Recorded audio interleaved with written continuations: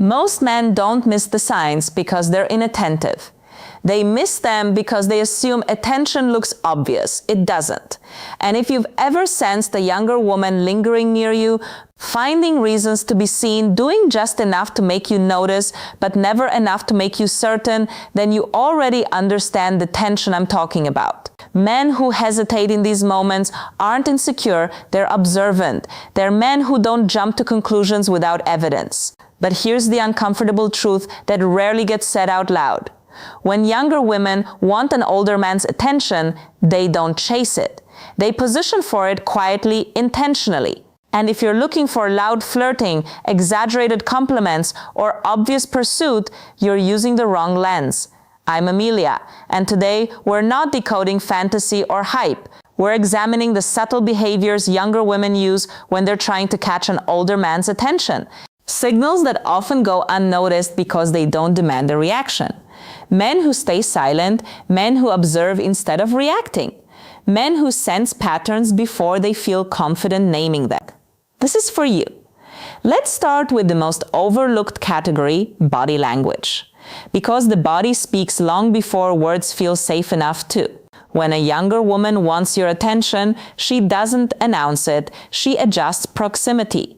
A light touch during laughter, a brief hand placed where it doesn't need to be, leaning in not to hear you better, but to reduce distance. You'll notice something else if you're paying attention. She positions herself within your line of sight, angles her body toward you, ensures she's noticed without asking to be. These movements aren't rehearsed, they're instinctive. And instinctive behavior reveals interest long before intention becomes conscious. But body language alone isn't enough to build connection. That's why the next signal appears once attention feels safe. She starts sharing personal stories, not small talk, not filler conversation, her dreams, her past experiences, her aspirations. This isn't oversharing, it's bridging. She's testing whether depth is welcome here, whether the age gap feels like distance or grounding. Men who rush to advise miss the moment.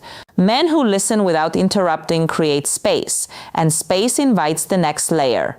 She begins expressing interest in your world, your hobbies, your music, your interests that don't align with her generation. This isn't curiosity for its own sake, it's alignment seeking. She's looking for shared reference points, for overlap, for places where connection can form naturally, and when that overlap starts to feel real, her behavior shifts again. Light flirting enters, humor, teasing, inside jokes that don't need explaining. This isn't casual playfulness, it's calibration. She's testing whether the energy can hold, whether the dynamic feels mutual, whether interest stays comfortable instead of awkward. But here's what most men misunderstand. These early signals aren't meant to push you forward. They're meant to see how you hold your ground. And once you understand that, the confusion eases. Because attention doesn't escalate all at once. It deepens, and the next signs appear not in how she looks at you, but in how she talks to you. That's where we go next. Because when conversation shifts from surface to substance, interest stops being accidental. Here's where attention stops being casual and starts becoming intentional. The conversation changes. Not abruptly, not dramatically, but if you've lived long enough, you feel it. She doesn't just talk to pass time anymore. She stays in the conversation. She asks questions that don't need to be asked.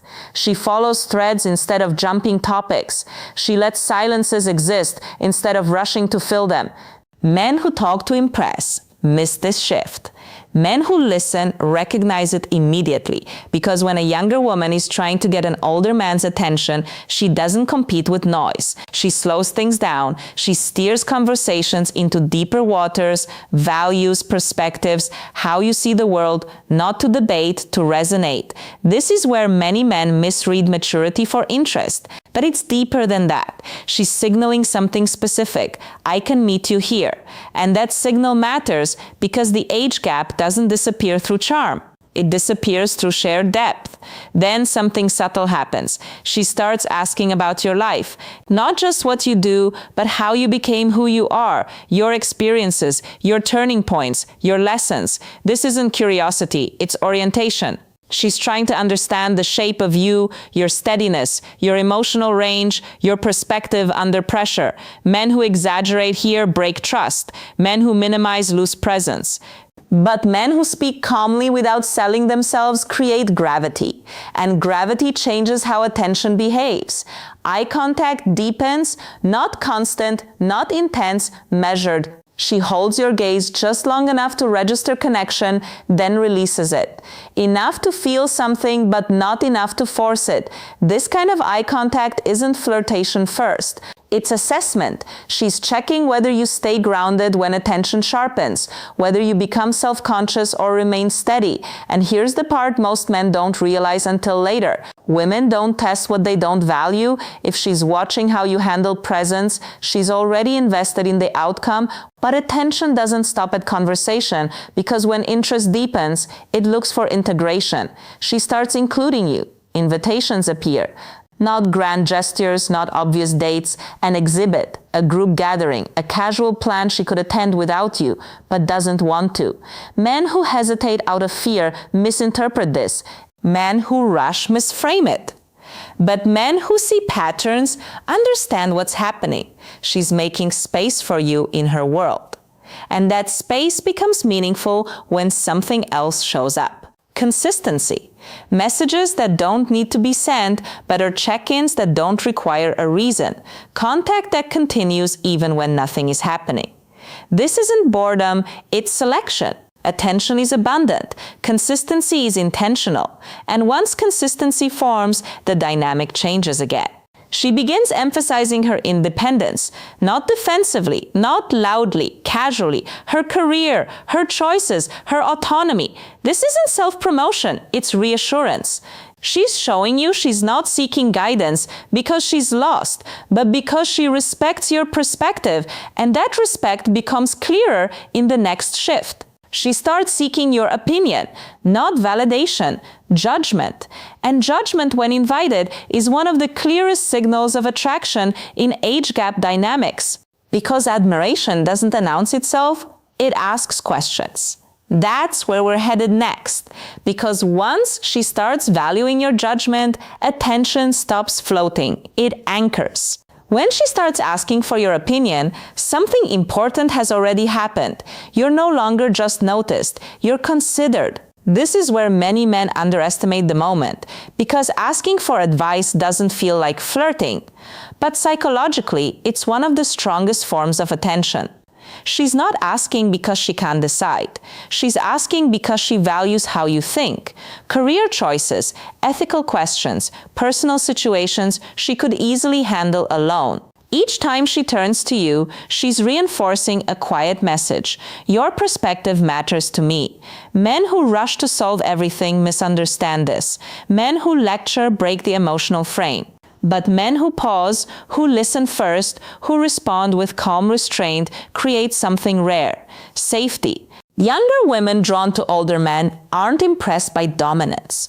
They're drawn to containment. How you hold complexity without urgency. How you offer clarity without control. How you remain steady instead of reactive. And once that safety is felt, the connection deepens in a way that can't be faked. She begins sharing more personal stories, not highlights, not polished narratives, doubts, insecurities, moments she doesn't share casually. This isn't emotional overflow, it's selective trust. Vulnerability moves towards stability, not excitement. And when she opens up this way, she's placing you in a category few people occupy. A place where defense is lower, where she doesn't need to perform. Men who confuse this with dependency pull away too soon. Men who fear responsibility retreat, but men who understand human behavior see the truth. She's deepening the bond layer by layer, and layers matter more than intensity. At the same time, something else becomes visible. She starts emphasizing shared interest. Not dramatically, not forced. She references music from your era, talks about films you might appreciate, finds points of overlap across generations. This isn't coincidence, it's bridge building. She's reducing psychological distance by creating common ground, places where connection feels natural instead of negotiated. And when that overlap feels real, her behavior shifts again. Subtle physical cues appear. A brief touch on your arm during laughter, adjusting something on your jacket, standing just a little closer than necessary. These touches aren't about escalation, they're about permission. She's testing whether closeness feels easy or awkward, whether you remain grounded or react emotionally. Men who rush break the rhythm. Men who freeze create distance. Men who stay present let proximity develop without pressure. And that restraint, it communicates confidence more loudly than any move ever could. But even here, interest doesn't fully reveal itself yet. Because the most telling signals don't come from touch, they come from questions. Questions that reposition the dynamic. And once those appear, guessing stops.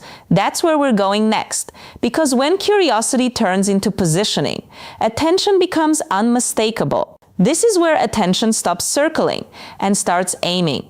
The questions change. Not casual curiosity, not polite interest, targeted questions. She asks about your relationship status, how you see commitment, what you think about age gap relationships, not in theory, but in practice.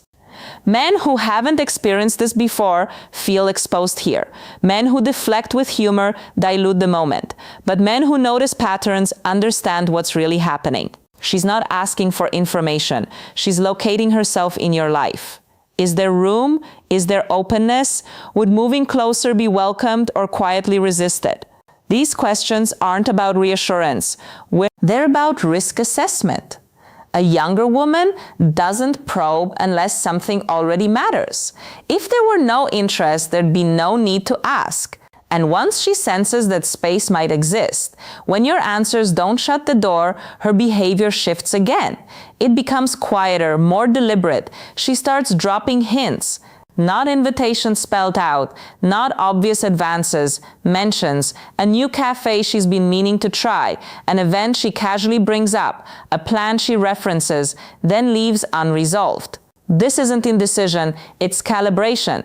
She's giving you the opportunity to lead without forcing you to, because leadership here isn't about bold moves, it's about timing. She's watching how you respond when opportunity presents itself gently. Do you recognize it?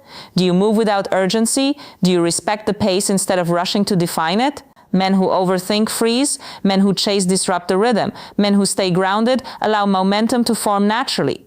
And when that happens, something deeper opens. She becomes more emotionally transparent. Challenges she doesn't broadcast. Self-doubt she doesn't share widely. Thoughts she only reveals where she feels safe. This isn't emotional dumping. It's selective exposure. She's choosing you as a place to land emotionally. And that choice is never random, especially in age gap dynamics, where trust must outweigh social pressure. Eventually, she addresses what's been present all along. The age difference, not defensively, not jokingly, thoughtfully. When a younger woman brings this up seriously, asking how you see it, what you think, what it could mean, she's not seeking permission, she's seeking alignment. This is the moment many men fear. But it's also the moment clarity replaces doubt, because interest that survives this conversation isn't accidental, it's conscious. And once you understand that, something shifts inside you. You stop scanning for signs. You stop second-guessing your instincts. You begin to move differently. Not because you're chasing, but because you finally see the pattern clearly. One final shift remains. The one that changes how you carry yourself after everything locks in. That's where we'll end next. Because once that shift happens, you don't go back. Here's the shift that changes everything. And it's not about her, it's about you. At some point, you stop trying to interpret every signal. You stop replaying conversations. You stop asking yourself what it meant because you no longer need to. Men who reach this point don't become louder, they become clearer. They understand something most men never fully internalize. Attention doesn't need to be chased. It needs to be recognized. If a younger woman is trying to get your attention, she will keep reducing distance emotionally, socially, psychologically. She will place herself in your orbit. She will create overlap. She will test alignment. And if she doesn't, the pattern fades. No drama, No mixed signals, just information. This is where quiet power settles in.